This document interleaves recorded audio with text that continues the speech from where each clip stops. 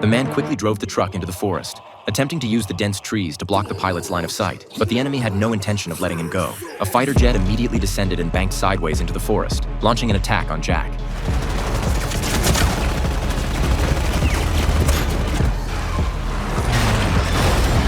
He immediately slammed on the brakes, and the enemy aircraft crashed instantly. Jack then immediately surveyed his surroundings, trying to locate the other fighter jet, but he couldn't spot it. With no other choice, he continued driving. Just as he was about to exit the forest, an uneasy Jack stopped the vehicle again. He opened the door and cautiously observed the area. Only after confirming it was safe did Jack drive away. Little did he know, the fighter jet had been tailing him, concealed by the cliff. The next second, the aircraft suddenly accelerated skyward, then turned around and aimed at Jack.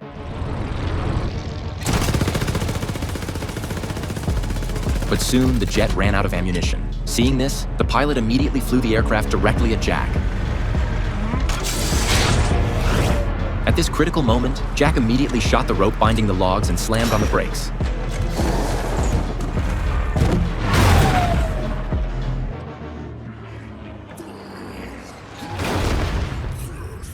Only after seeing the plane crash did Jack finally breathe a sigh of relief.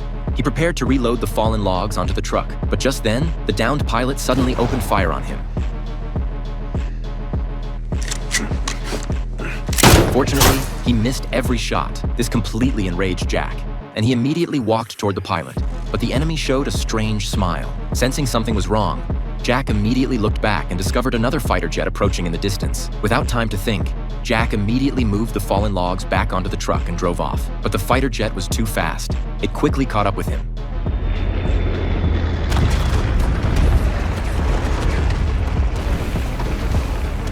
At this critical moment, Jack sharply turned the steering wheel and drove the vehicle into the sea.